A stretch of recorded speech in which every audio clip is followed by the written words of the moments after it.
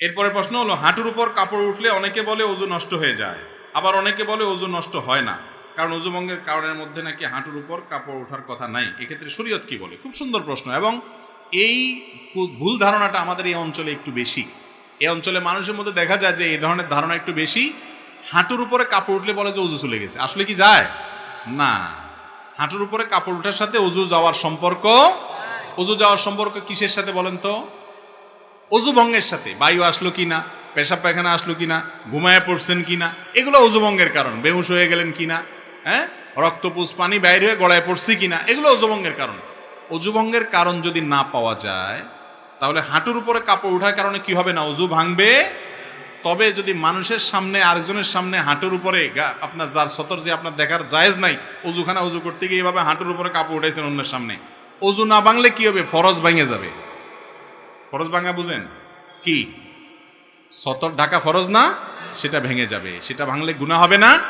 এই জন্য ওইটা বড় গুনাহ হবে। ওযু ভাঙলে তেমন কোনো বিপদ হতো না। ওযু ভাঙলে আবার ওযু করতেন, অসুবিধা কি? কিন্তু গুনাহ হয়ে যাবে অন্যের সামনে। এই জন্য যাতে অন্যের সামনে হাঁটুর উপরে রান টান এগুলো দেখা না যায়, এই জন্য ওইটাকে ঢেকে ঢুকে রাখবেন। কিন্তু যদি কোনো কারণে উঠে যায়, তাতে ওযু ভাঙবে না, ওযু থাকবে। রাতে গাছের ডাল এবং ফল কাটা যাবে কিনা? গাছের ডাল এটা রাতে কাটা যাবে কিনা? আমাদের গ্রামাঞ্চলে অনেক মা বোন এখনো রাতের বেলায় কোনো ফল ফসল ছিঁড়ে না, বলে যে এটা ছিঁড়লে ক্ষতি হয়, সমস্যা হয়। এগুলো সম্পূর্ণ ভুয়া কথা, ভিত্তিহীন কথা। আপনার যখন দরকার তখন ছিঁড়তে পারেন, সেটা দিনেও হতে পারে, রাতেও হতে পারে। অনেক মা বোনরা এরকম আছে, আমি নিজেও দেখেছি, যে একটা লাউ ছিঁড়ে দিবে, ছেলে ঢাকা যাচ্ছে নিয়ে যাবে, বলে না না রাইতে এখন ছিঁড়া যায় না, এটা সকালে ছিঁড়তে হবে। এগুলো আমাদের মন গড়া মাসালা। কোরআন হাদিসে এরকম কোনো কথা বলে নাই। আপনার প্রয়োজন হলে কোনো গাছের ডাল, কোনো আপনার সবজি, কোনো কিছু এটা রাত্রেও ছিঁড়তে পারেন, দিনেও ছিঁড়তে পারেন। ইসলাম যেটা বলে নাই সেটা নিজের থেকে যদি বলেন, সেটা কুসংস্কার, সেটা কখনো কখনো বেদাত হয়, এবং বেদাতের ঠিকানা জাহান্নাম হয়। ডেঞ্জারাস কথা। আল্লাহ রসুল যা বলেন নাই সেই কথা মন গড়া বলা যাবে না। দরকার হলে রাতেও ছিঁড়া যাবে। তবে হ্যাঁ, ডাল বলেন আর গাছের গাছ বলেন, প্রয়োজন ছাড়া কাটা ছেঁড়া করা নিষেধ। একান্ত প্রয়োজন নাই, তাও অযথা আপনি বৃক্ষ নিধন করতেছেন, এটা ঠিক না। যেটা পরিবেশের ভারসাম্যের জন্য প্রয়োজন, সে গাছ রোপণ করার জন্য আমাদের রাসূল সাল্লাল্লাহু আলাইহি ওয়াসাল্লাম নির্দেশ করেছেন। বিনা প্রয়োজনে গাছ কাটা যাবে না। প্রয়োজন আছে, কাটেন, 100 বার কাটেন, কিন্তু সেটা রাতেও কাটতে পারেন, দিনেও কাটতে পারেন, কোনো অসুবিধা নাই। আল্লাহর হুকুমে সব কিছু হয়, এটার যৌক্তিক ব্যাখ্যা সংক্ষিপ্তভাবে বলবেন। আল্লাহর হুকুমে সব কিছু হয়, এই কথাটা এইভাবে বলা ঠিক না। বলতে হয় সব আল্লাহর জ্ঞাতসারে হয়, আল্লাহর অজান্তে কিছু হয় না। কে কি করে সব আল্লাহ জানে, এটা ঠিক। আল্লাহর হুকুমে সব কিছু হয়, এই হুকুমে বলতে আমরা যেটা বুঝি সাধারণত, ওই অর্থে এটা ঠিক না। কারণ একজন চোর চুরি করে, সেটাও কি আল্লাহ হুকুম করছে তারে? তবে হ্যাঁ, আমরা যারা বলি আল্লাহর হুকুমে সব কিছু হয়, আমাদের উদ্দেশ্য ওইটাই, মানে যে যা করে আল্লাহ তাআলা জানেন কে কি করতেছে, তাকে করার সুযোগ আল্লাহ দিয়ে রাখছেন, কিন্তু আল্লাহর হাতে সেটা আল্লাহ দেখতেছেন।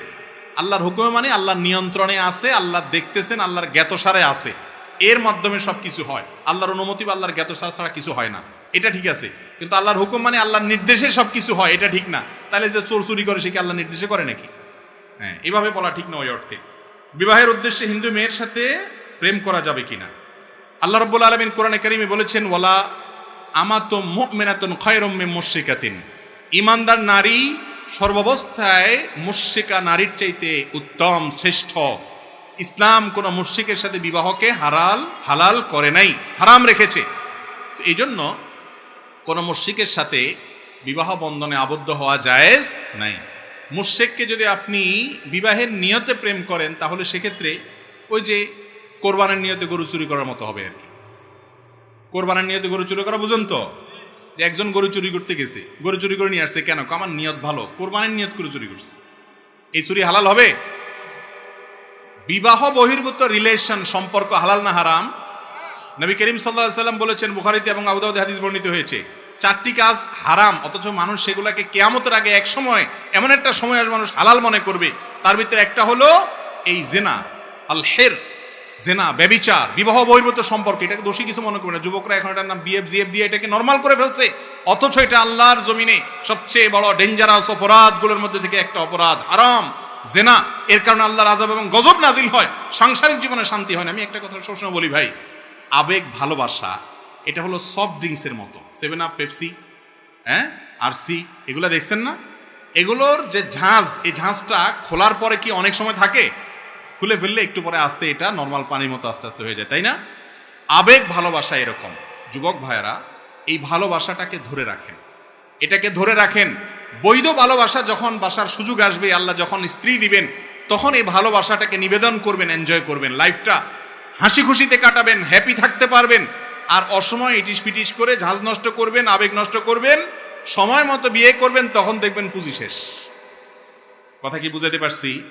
এই জন্য যেগুলো এই বিবাহ বহির্ভূত সম্পর্ক করে, এগুলোর ম্যাক্সিমাম দাম্পত্য জীবনে শান্তি থাকে না, ঝগড়াঝাটি লাগে। দেখেন ওই যে প্রেমের টিচার যারা, এই অবৈধ সম্পর্কের যারা প্রশিক্ষক, নায়ক নায়িকা, গায়ক গায়িকা, বিভিন্ন মডেল তারকা, এরা আপনাদেরকে নাটকী সিনেমা দেখায় কেমনে বাপ মার সাথে বেয়াদবি করে, সমাজের কথা না শুনে, আল্লাহর কথা না বাদ দিয়ে, আল্লাহর কথা বাদ দিয়ে তারপরও ধরি পালায় যাইতে হবে, যাইয়া প্রেম জয় করে ফেলতে হবে, এসব আকতা কুকতা দেখায় না এরা। এগুলোর এক একটা দেখবেন বিয়ে 6 মাস টিকে, 4 মাস টিকে, আধা বছর টিকে, 1 বছর টিকে, আইজো ধায় কাইলো ধায়, এক একটা 4 বিয়া 5 বিয়া 7 বিয়া হয়। শান্তি এদের জীবনে হয় না, কারণ শান্তি আল্লাহ তাআলা এখানে রাখেন নাই। যারা আপনাকে প্রেমের ট্রেনিং দিচ্ছে, ও নিজেই প্রেম করে শান্তি পায় না, আপনি কোত্থেকে পাবেন? এই জন্য বিবাহ বহির্ভূত সম্পর্ক করা যাবে, হিন্দু হোক আর মুসলমান হোক, কারোর সাথে করা যাবে। কোনো হিন্দু মেয়েকে আপনি দাওয়াত দিয়ে ইসলামে আনতে পেরেছেন, তিনি স্বেচ্ছায় ইসলাম গ্রহণ করেছেন, তারপর আপনি তাকে বিবাহের প্রস্তাব দিয়ে বিবাহ করবেন। বিবাহ বহির্ভূত কোনো ইটিস পিটিস করবেন না। আল্লাহ তাআলা আমাদেরকে হারাম থেকে বেঁচে থাকার তৌফিক দান করুন। এটার জন্য কলিজা লাগে যুবক, কলিজা। এটা সবাই পারে না। সমাজের সব নষ্টামির দিকে চলে যাচ্ছে। আমি একা স্রোতের বিপরীতে চলবে, এর নাম মুসলমান। জান্নাতে বেশি মানুষ যাবে না জাহান্নামে বেশি মানুষ যাবে? জান্নাতে বেশি লোক যাবে না জাহান্নামে বেশি লোক যাবে? জান্নাতে যাওয়া লোকের সংখ্যা কম। সব যুবক জিএফ নিয়ে ঘুরে, আপনার কোনো জিএফ থাকবে না, অপেক্ষায় থাকবেন হালাল স্ত্রীর জন্য। সবর করবেন, ধৈর্য ধারণ করবেন, নজরকে হেফাজত করবেন, সবাই একদিকে, আপনি আরেক দিকে। ইনশাআল্লাহ আরশে আজিমের নিচে কিয়ামতের দিন ছায়া পাবেন।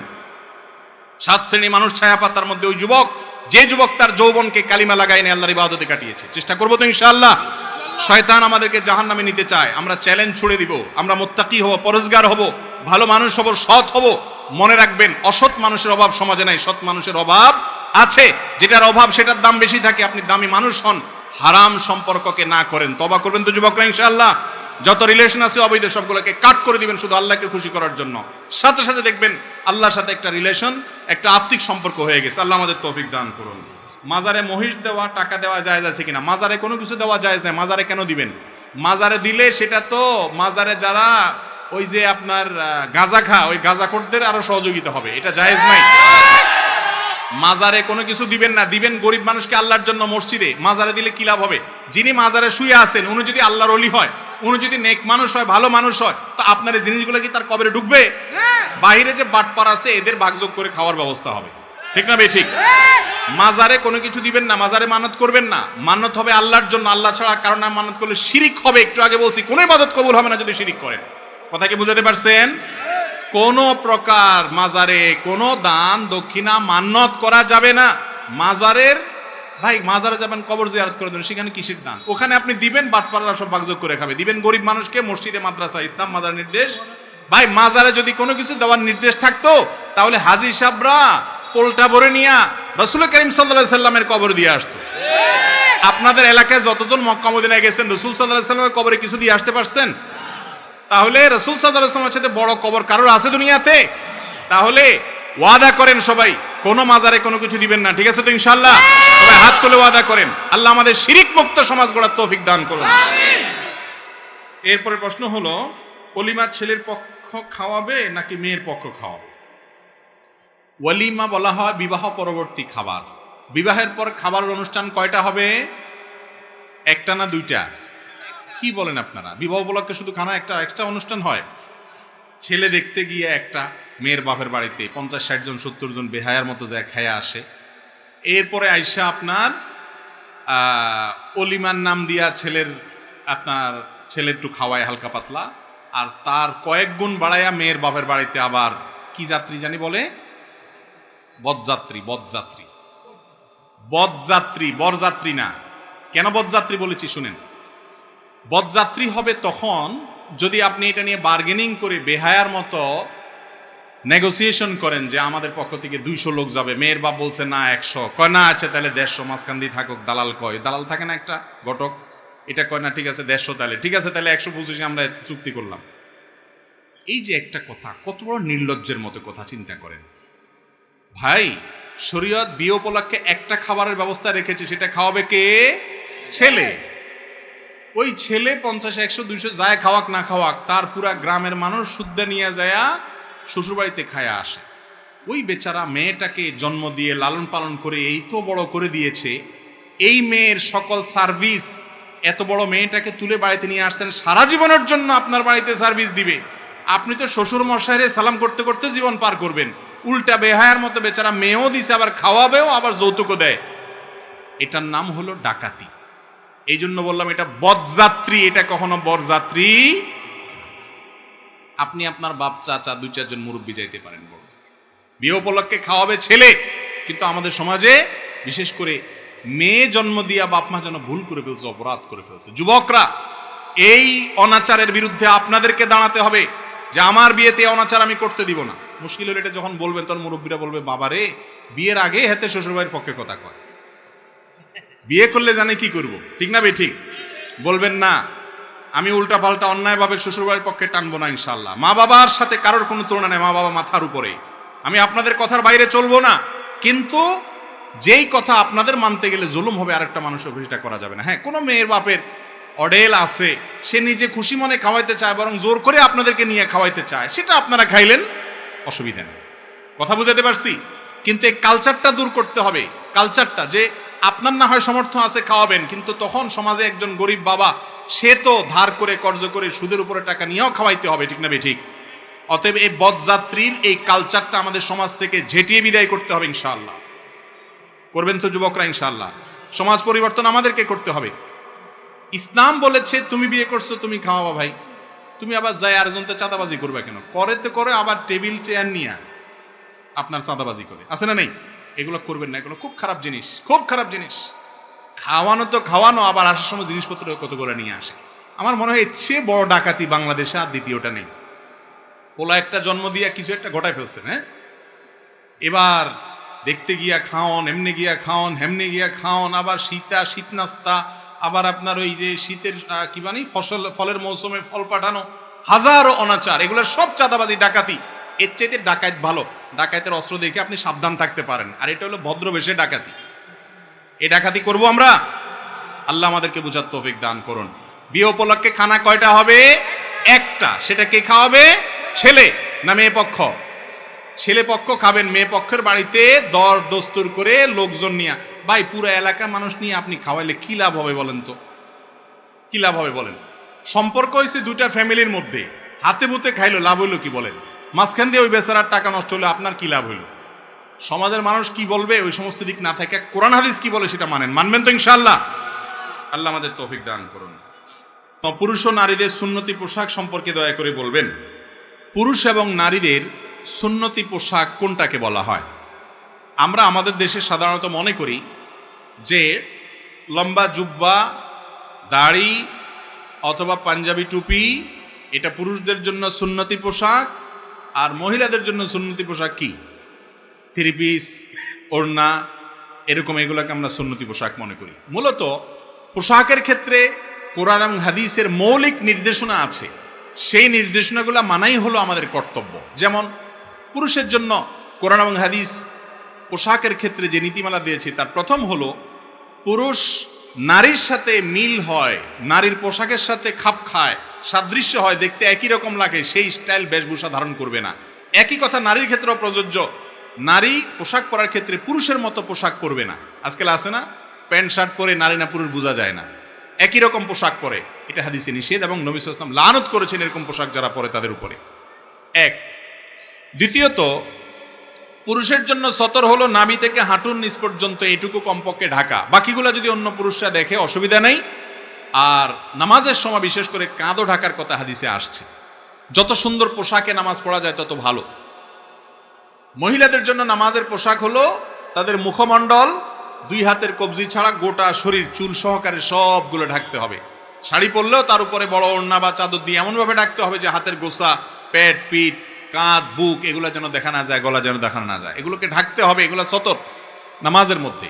আর নামাজের বাইরে পরপুরুষের সামনে আলমার আতু আওরাহ, নবী সাল্লাল্লাহু আলাইহি ওয়াসাল্লাম বলেছেন নারী আপাদমস্তক নিজেকে ঢেকে ঢুকে রাখবে তার সম্ভ্রম রক্ষার জন্য, তার আত্মসম্মানের জন্য, আত্মমর্যাদার জন্য। তাকে নিয়ে কেউ বাজে চিন্তা করবে, তাকে নিয়ে কেউ মনে মনে কুকল্পনা করবে, সেই সুযোগ দিবে না একজন সম্ভ্রান্ত মুসলমান নারী। সেই জন্য তাকে আল্লাহ তাআলা পর্দার নির্দেশ করেছেন পরপুরুষের সামনে। আর বাসার সাধারণ মহিলাদের সামনে সাধারণ ড্রেসে থাকবেন। এর বাইরে তৃতীয় যে নির্দেশনা আছে সেটা হলো অমুসলিম এবং কাফেরদের ধর্মীয় কোনো নিদর্শন বহন করে এমন কোনো পোশাক পরবে না। আজকাল কিছু ধুতির মতো পায়জামা বের হয়েছে, আছে না নাই?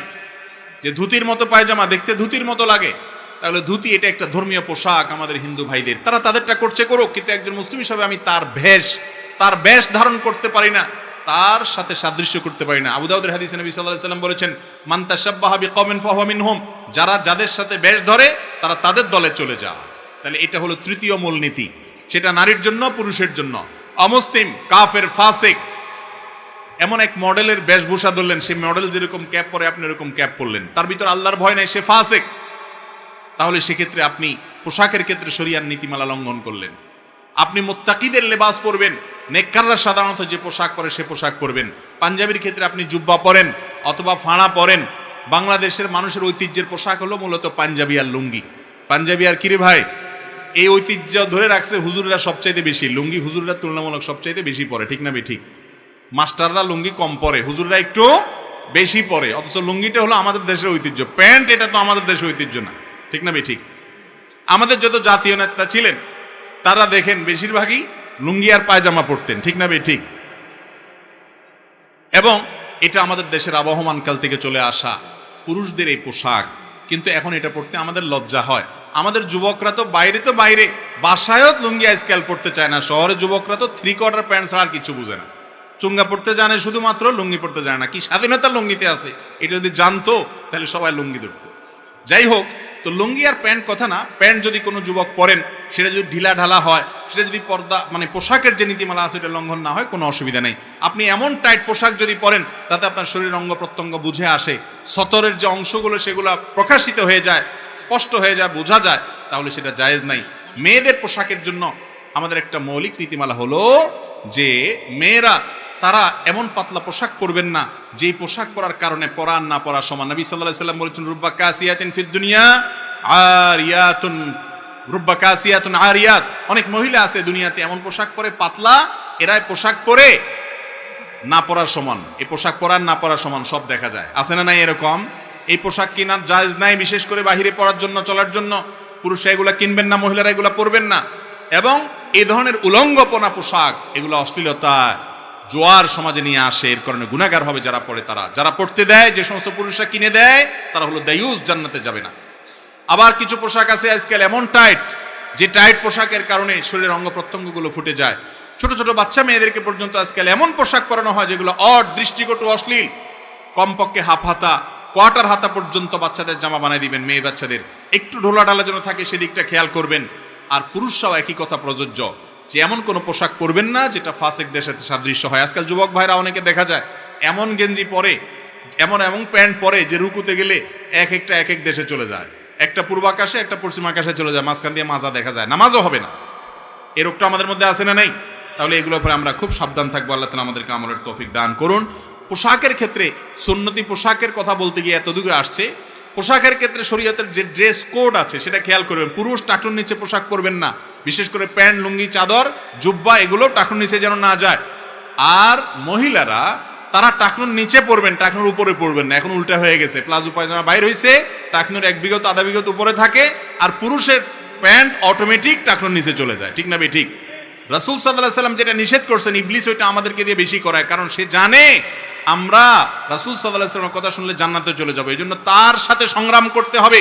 পুরুষ টাকনুর নিচে পোশাক পরবেন না। ম্যাক্সিমাম যুবক এবং পুরুষরা টাকনুর নিচে পোশাক পরেন। নবী সাল্লাল্লাহু আলাইহি ওয়াসাল্লাম বলেছেন যারা এরকম পোশাক পরে তারা জাহান্নামে যাবে, তাদের ওই অংশ জাহান্নামে যাবে। এই জন্য পোশাকের ক্ষেত্রে এই সমস্ত ড্রেস কোডগুলো আমরা মাথায় রাখবো। এগুলো মাথায় রেখে যদি চলেন, ইনশাআল্লাহ আপনার পোশাক পরা জায়েজ হবে। এক্ষেত্রে নবী করিম সাল্লাল্লাহু আলাইহি ওয়াসাল্লাম, সাহাবায়ে কেরাম, তাদের থেকে টুপি পরার বিষয়টা সাবেত আছে, প্রমাণিত আছে। কিন্তু টুপি পরলে আলাদা সওয়াব হবে কিনা, এর আলাদা কোনো ফজিলতের কথা আসছে বলে আমার জানা নাই। তবে পড়ছেন তারা, তাদের মহব্বত, রাসূল সাল্লাল্লাহু আলাইহি ওয়াসাল্লামের মহব্বতে পড়লে এটা সওয়াব হবে অবশ্যই, এর বেশি কিছু না।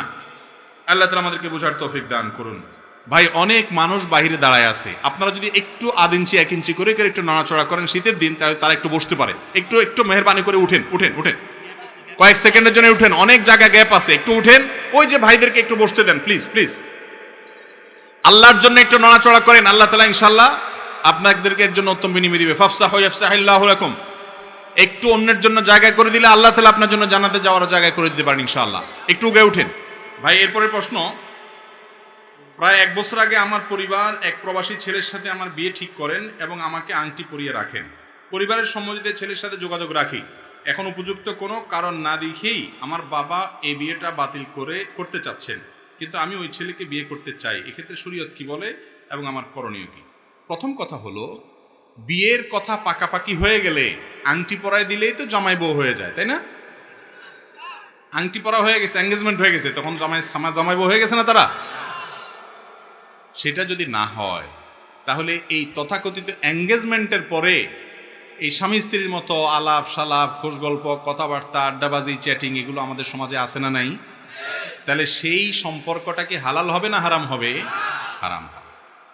অনেক যুবকরা বলে যে না, একবার হঠাৎ করে অচেনা একটা মানুষের সাথে কেমনে থাকে, এই জন্য আগে একটু মানে জড়তা কাটায় নেই, যোগাযোগ করে নেই। এইসব যারা করেন তাদেরকে আমি সব সময় একটা কথা বলি, আমার ডানে বামে অনেক মুরব্বীরা আছেন, সামনে অনেক মুরব্বীরা আছেন, চাচা মিয়াদেরকে জিজ্ঞাসা করেন, বাপ মা ধরে নিয়ে গেছে, হয়তো বাজার থেকে টেনে নিয়ে যায় কোথাও বিয়ে পড়াই দিছে, খবরও নেই, পড়ায় চলে আসছে, কার সাথে বিয়ে হয়েছে ভালো করে হয়তো জানেও না বেচারা, বা জানছে খবর নিছে, একবার না জানলে সেটা আবার দোষের। যাই হোক, কিন্তু বিয়ে হয়েছে যে তার আগে কোনো সম্পর্ক ছিল না ছেলের সাথে মেয়ের সাথে, ছিল তখন ফেসবুকে মেসেঞ্জারে ইটিস পিটিস করার সুযোগ ছিল না, কিচ্ছু ছিল না। তারপরেও চাচা মিয়ার চাচির সাথে যে মহব্বতের সম্পর্ক, সেটা সুপারগুলোর চাইতেও হার্ড, ঠিক না বেঠিক? চাচা মিয়ারা এখনো চাচির ছাড়া বাঁচে না, চাচি চাচারা ছাড়া বাঁচে না। অন্য কারোর কথা চিন্তা করবে তাদের মাথায়ও আসে না, আল্লাহর রহমতে, জিজ্ঞেস করে দেখেন। আর আজকাল যুবকরা আপনারা এই এঙ্গেজমেন্ট, এরপরে ইটিস পিটিস সেগুলা করেন কেন? যে তাহলে একটু ভালো হবে সম্পর্ক। ভালো হয় না, বরং আরো সম্পর্ক খারাপ হয়, কারণ আল্লাহর নিষিদ্ধ পথে কখনো শান্তি আসে। এই জন্য ঘরে ঘরে স্বামী স্ত্রী ঝগড়া এবং মারামারি এবং তালাক হয়, ঠিক না ঠিক? বিয়ের আগদ না হলে, দুইজন সাক্ষীর সামনে প্রস্তাব হবে, সম্মতি হবে, কবুল বলা হবে, এগুলা না হওয়ার আগ পর্যন্ত বিয়ে হয় না। আংটি একটা কেন, 10 আঙ্গুলে 10টা, 10 ঠ্যাঙে 10টা, মোট 20টাও যদি লাগান তাতেও বিয়ে হবে না। আর একটাও আংটি লাগান দরকার নাই, শুধু দুইজন সাক্ষীর সামনে আপনার মুরব্বীদের সম্মতি আছে, আপনি আর সম্মতি আছে, প্রস্তাব হয়েছে, কবুল হয়েছে, মহার্ধার্য হয়ে গেছে, বিয়ে হয়ে গেছে, এবার স্বামী স্ত্রী হয়ে গেছেন। অতএব এঙ্গেজমেন্ট বা আংটি পরার নাম বিয়ে নয়। এবং এর আগে আপনার একটু বোঝাপড়া, একটু জড়তা দূরের নামে যে সম্পর্কগুলো করা হয় এগুলো হারাম। এরকম কোনো সম্পর্ক আগদের আগে করা যাবে। একান্ত প্রয়োজনীয় কথা জিজ্ঞেস করতে পারেন, জানতে পারেন, সেটাও নিরাপদ পদ্ধতিতে। স্বামী স্ত্রী সুলভ কোনো আলাপচারিতা জায়েজ নাই, এটা হল প্রথম কথা। দ্বিতীয় কথা হলো, প্রশ্নে যেটা আসছে যে বাবা ছেলে ঠিক করছে, এখন বাপ তার সাথে দিবে না, কেন দিবে না? এই প্রশ্নের উত্তর আমি দিতে পারবো না। কারণ হলো, হতে পারে সেই ছেলের ভিতরে কোনো বড় ধরনের দোষ আছে, ত্রুটি আছে, যদি থাকে তাহলে বাবার মার সেই পরামর্শ মানা উচিত।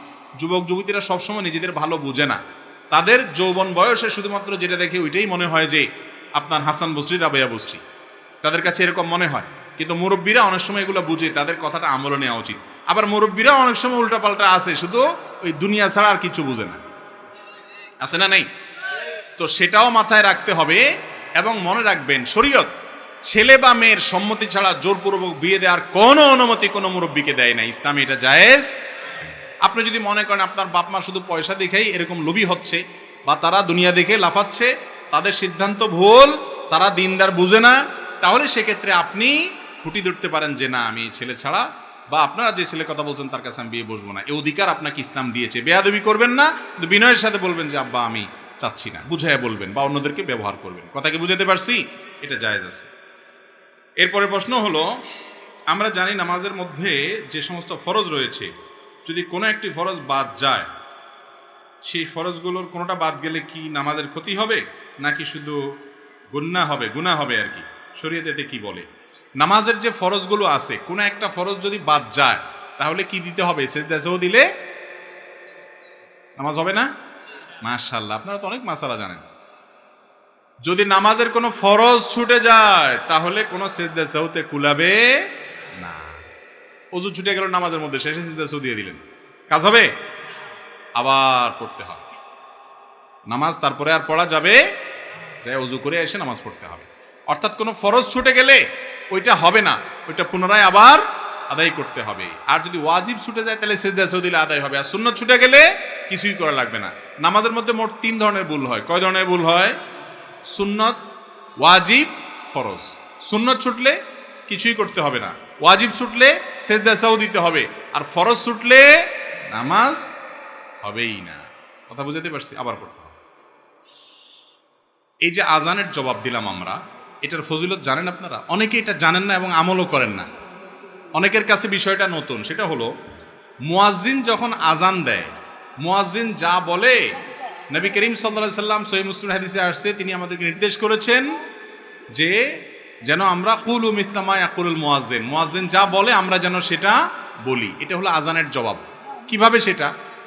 মুয়াজ্জিন যখন আল্লাহু আকবার বলে, বলার পর আমরা কি বলবো? আল্লাহু আকবার, আল্লাহু আকবার। মুয়াজ্জিন আবার যখন আল্লাহু আকবার বলবে, আমরা কি বলবো? আল্লাহু আকবার, আল্লাহু আকবার বলবো। মুয়াজ্জিন যখন আশহাদু আল্লা ইলাহা ইল্লাল্লাহ বলে, আমরা কি বলবো? আশহাদু আল্লা ইলাহা ইল্লাল্লাহ।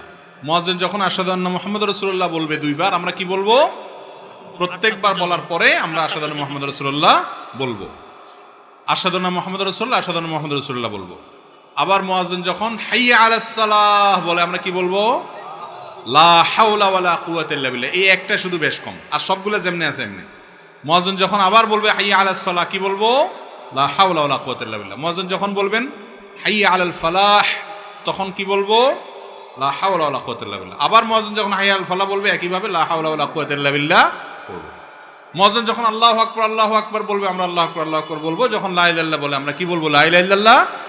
এই যে মুয়াজ্জিন যা যা বলছেন সাথে সাথে তা বলছেন, শুধু হাইয়া আলাস সালাহ, হাইয়া আল ফালাহ সময় লা হাওলা ওয়ালা কুওয়াতা ইল্লা বিল্লাহ পড়ছেন। এটার লাভ কি জানেন? সুবহানাল্লাহ, অফুরন্ত লাভ। এটার লাভ হলো যে মুয়াজ্জিন সাহেবদেরকে আমরা সমাজে মূল্য দেই না, মর্যাদা দেই না। তাদের মর্যাদা জানেন? বিশেষ করে যদি কেউ আল্লাহকে খুশি করার জন্য মুয়াজ্জিনি করে, এটা এত বড় একটা ইবাদত। কোন কোন ক্ষেত্রে ইমামত্ব রাসূল আকরাম সাল্লাল্লাহু আলাইহি ওয়াসাল্লাম করেছেন, ওটার উপরে কিছু নাই। কিন্তু কোন ক্ষেত্রে অন্য অনেক আমলের চাইতে মুয়াজ্জিনের আজানের ফজিলত অনেক বেশি। হাদিসে আসছে কিয়ামতের দিন মুয়াজ্জিনের গর্দান অনেক লম্বা থাকবে। এবার গর্দান লম্বা থাকতে খারাপ দেখা যাবে না? না, গর্দান লম্বা থাকবে মানে হলো সবার মধ্যে তাদের মাথাগুলো উঁচু থাকবে, ভিআইপি, এটা বোঝা যাবে। আর মুয়াজ্জিনের আজান শুনে যত মানুষ নামাজ পড়তে আসে, সবার সমপরিমাণ সওয়াব মুয়াজ্জিন সাহেব লাভ করেন। কত বড় ফজিলত! আর যদি কেউ আজানের জবাব দেয়, আল্লাহ তাআলা তাকে মুয়াজ্জিনের উপর সওয়াব দান করেন। তাহলে আপনি আশা করতে পারেন আজানের জবাব দেওয়ার মাধ্যমে মুসল্লিদের অনুরূপ নামাজের সওয়াব এক্সট্রা বোনাস হিসেবে আপনি পেয়ে যাবেন। এই আমলটা শুধু পুরুষরা না, আমাদের মা বোনরাও বাসা বাড়ি থেকে শুনে করতে পারেন। যে আজানটা আগে শুনবেন বা মহল্লার আজান, সেটার জবাব দিয়ে দিবেন। এরপরে অন্যগুলোর জবাব আপনি না দিলে অসুবিধা নেই। আজানের জবাব দেওয়াটা মুস্তাহাব বা সুন্নাহ, এটা ভালো। এই আমলটা করা উচিত। করবেন তো ইনশাআল্লাহ? অফুরন্ত সওয়াব। কিন্তু আমরা জানি না।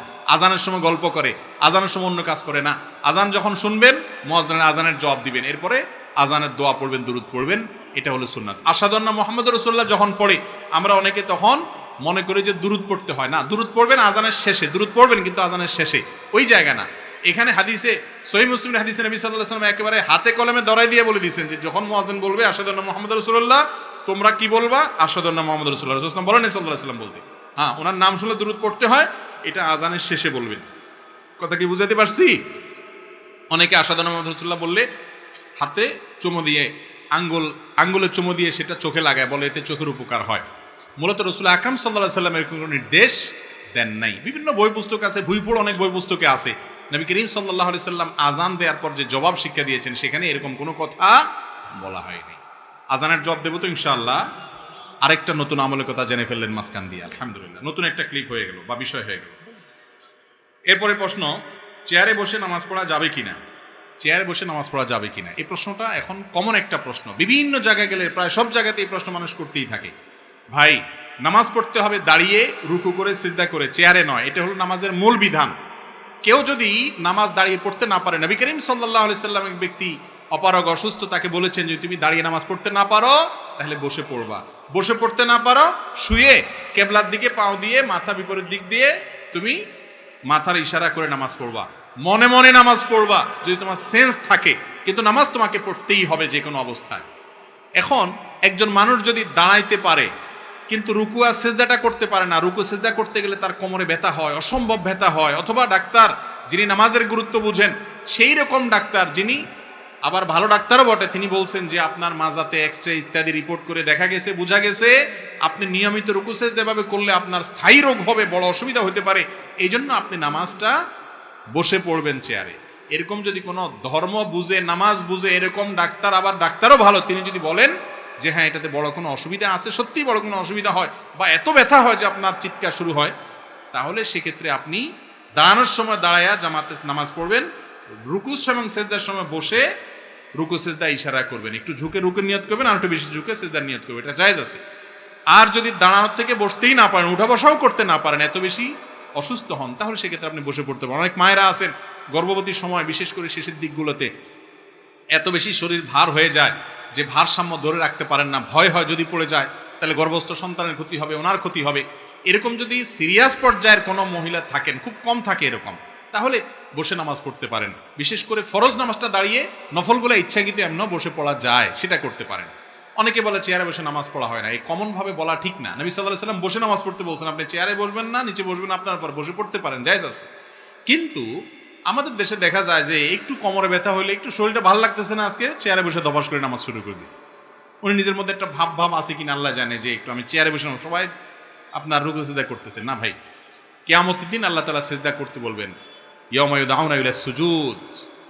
সেদিন দুনিয়াতে যারা আল্লাহকে শক্তি থাকা অবস্থায় সিজদা করে নাই, নামাজ পড়ে নাই, তারা সেদিন সিজদা করতে চাইবে কিন্তু করতে পারবে না, সুস্থ থাকা অবস্থাতেও পারবে না। এই জন্য চেয়ারে বসে ফ্যাশনগিরি করা চলবে না। আপনি কার সামনে দাঁড়িয়েছেন? আকামুল হাকিমের সামনে, কিসের ফ্যাশন, কিসের মাতবরি? আর বিশেষ করে তরুণ যুবকদেরকে বলছি, এই যে চেয়ারে বসে নামাজ পড়ছে, জিজ্ঞেস করে দেখেন মুরব্বীদেরকে, সে তৃপ্তি হয় না, ভালো লাগে না। আল্লাহকে একটু সেজদা ভালো করে দিতে না পারলে নিজের মনে শান্তি আসে না, রুকুটা সেরকম ভালো করতে পারলে না করলে ভালো লাগে না। এখন পড়তেছেন না নামাজ, একটা সময় পড়তে চাইবেন, চোখের পানি ফেলফেল করে ফেলবেন, কিন্তু পড়ার সুযোগ আর পাবেন না। সময় থাকতে নামাজ পড়বো তো ইনশাআল্লাহ। তাহলে চেয়ারে বসে নামাজ পড়া জায়েজ আছে। যে ব্যক্তি সত্যিই অপারগ, একেবারেই পারে না, তার জন্য হালকা একটু শরীর খারাপ হলে চেয়ারে বসে নামাজ পড়া যাবে না, বিশেষ করে ফরজ নামাজ। আজকাল তো মসজিদগুলোতে এত চেয়ার, আমি সব জায়গায় বলি যে মসজিদ নাকি এক পাশে যে পরিমাণ চেয়ার, নাকি আরএফএলের দোকান, বোঝা কঠিন, ঠিক না? ঠিক আকিস প্লাস্টিকের দোকান কিনা বোঝা কঠিন, এরকম অবস্থা হয়েছে। আল্লাহ তাআলা আমাদেরকে বোঝার তৌফিক দান করুন। মৃত ব্যক্তির জন্য 4 বা 40তম দিনে খাওয়ানো জায়েজ আছে কিনা? ভাই, শরীয়তে নির্দেশ করেছে কেউ মারা গেলে তার ওয়ারিস, তার আত্মীয় স্বজনকে এলাকাবাসী খাওয়াবে। কয়দিন খাওয়াবে? কমপক্ষে 3 দিন পর্যন্ত তাদেরকে মেহমানদারি করবে, আরো বেশি করতে পারলে ভালো, যদি তাদের মন খারাপ থাকে। আমাদের দেশে কেউ মারা গেলে তার আত্মীয় স্বজনরা, এলাকার লোকজন একটু ভাত তরকারি রান্না করে পাঠায় টুকটাক, এরপরে খাওয়ায়া যায়, খাওয়ায় না খাওয়ায় 4 দিনা, 3 দিনা, 7 দিনা, 40 দিনের নাম করে পুরো এলাকার মানুষ আবার শুধু আসলে উঠে একদিনে এটা দেখে ফেলে, ঠিক না? ঠিক, এটা জায়েজ নাই। হিন্দুদের শ্রাদ্ধ থেকে আসছে, ভালো করে শুনে রাখেন, মুর্দার খাওয়া নিয়ে এটা ইসলামে জায়েজ নাই। মুর্দার খাওয়ার নামে যেটা আমাদের দেশে আছে 40 দিন, 3 দিন, 7 দিন, এই কালচারগুলো আসছে হিন্দুদের থেকে। হিন্দু ভাইরা তাদেরটা করে করুক, কিন্তু অ্যাজ এ মুসলিম আপনি আরেকটাকে অনুসরণ করতে পারেন না, তাহলে আপনার কোনো বিলিভের, আপনার বিশ্বাসের, ইমানে কোনো মানে থাকে না। তাদের বিশ্বাস কি? যারা গুগল বুঝেন, নেট বুঝেন, শ্রাদ্ধ তালিবেশ্বর অফলাকার দর পরে বড় ধ দিয়া সার্চ দেন, দেখেন কি আসে। হিন্দুদের ধর্ম মতে আপনার কারোর মৃত্যুর পরে তার জন্য এলাকাবাসীকে, আত্মীয় স্বজনকে যদি না খাওয়ানো হয়, তাহলে স্বর্গে সেই লোকরে নাকি সোনা দানা দেওয়া হয়, খানা দেওয়া হয় না, বলে তোর আত্মীয় খাওয়ায় না, এই জন্য পাবি না। আমি নিজে দেখেছি, পড়েছি, তারপরে এসে বলতেছি। এই জন্য এই যে মুর্দার খানার নামে যে সমস্ত দিনক্ষণ ঠিক করে আমার দেশে যা খাওয়ায়, এগুলো জায়েজ নাই, ইসলাম এগুলো বলে নাই। যে মারা গেছে তার পরিবারে খাওয়াবেন, তাদের কাছ থেকে খানা আদায় করবেন না। হ্যাঁ, তারা তাদের বাবা মার তরফ থেকে গরিব দুঃখীকে কোনো দিনক্ষণ ঠিক করা ছাড়া এতিমখানাতে এমনি গরিবদেরকে খাওয়ার, এটা ভিন্ন কথা। কিন্তু সামিয়ানা টাঙ্গায় ফুর্তি করে খাওয়াবেন। ভাই, মানুষ কখন খাওয়ায়? খুশির চোটে খাওয়ায়। বিয়ে করছেন, খুশি, একটা বউ ঘরে আসছে নতুন, মাশাআল্লাহ, এই খুশিতে অলিমা খাওয়াই দিবেন, তাই না? ছেলে হয়েছে, আল্লাহর সন্তান দিছে, মেয়ে হয়েছে, সন্তান দিছে, এই খুশিতে আকিকা খাওয়াই দিবেন।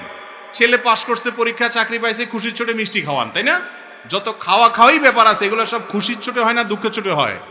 খুশির চোটে হয়। আপনার বাপ মারা গেছে, গোটা এলাকা মানুষের গরু জবাই করে খাওয়া দিচ্ছে, মানে বিরাট খুশি যে বুড়া মরছে, জমি জমার ভাগ পাইলাম। এখন ব্যাপারটা কি সেরকম?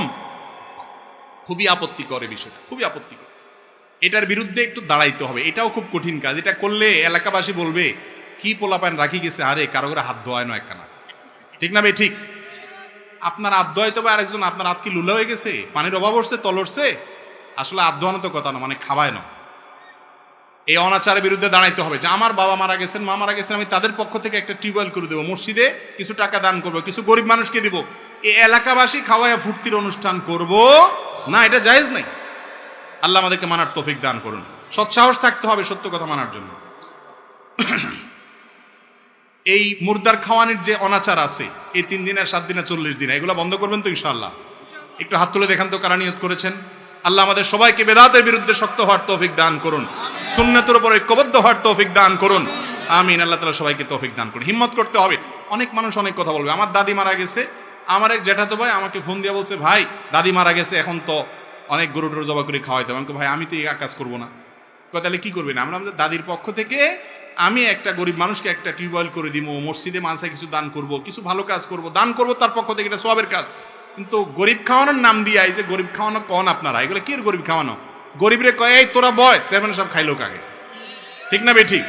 এটা গরিবের নামে তামাশা, তামাশা। এগুলো বন্ধ করতে হবে, এগুলো করা যাবে না। কোনো মানুষ মারা গেলে তার ওয়ারিসরা তাদেরকে এলাকাবাসী খাওয়াবেন, তাদের কাছ থেকে কোনো খানা আদায় করবেন, মনে থাকবে তো ইনশাআল্লাহ।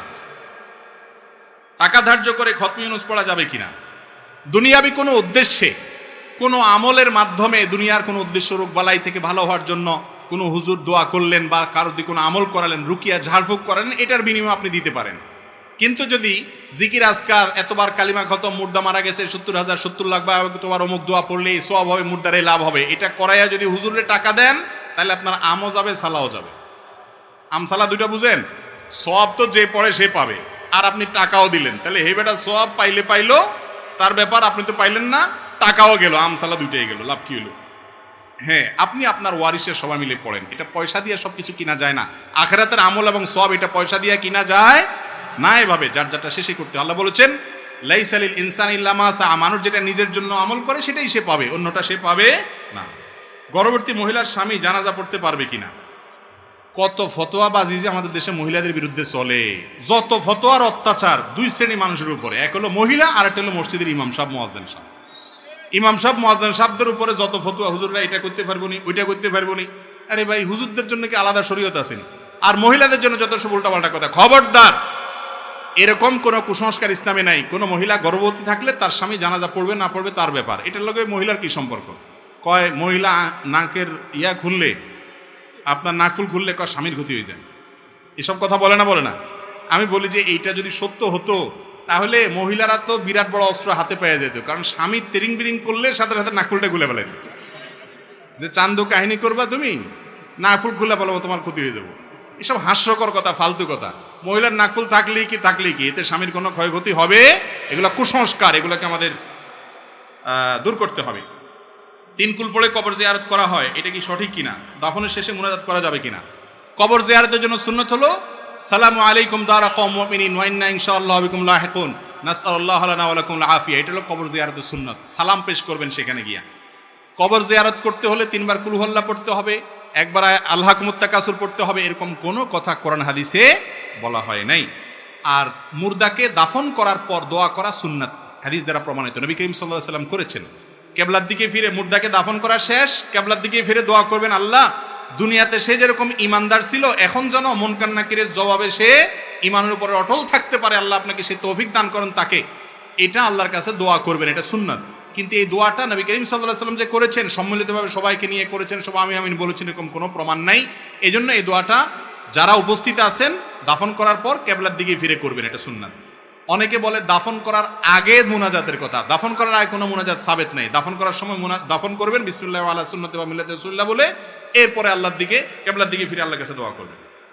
আল্লাহ পাক আমাকে পরপর 2টা মেয়ে দিয়েছেন, আমি নামাজ পড়ে আল্লাহর কাছে বলতাম, হে আল্লাহ, আপনি আমাকে একটা ছেলে দিলে তাকে মাদ্রাসায় পড়াবো, কিন্তু ছেলেটা কোরআন শিখিয়েছি, মাদ্রাসায় যেতে চায় না, করণীয় কি?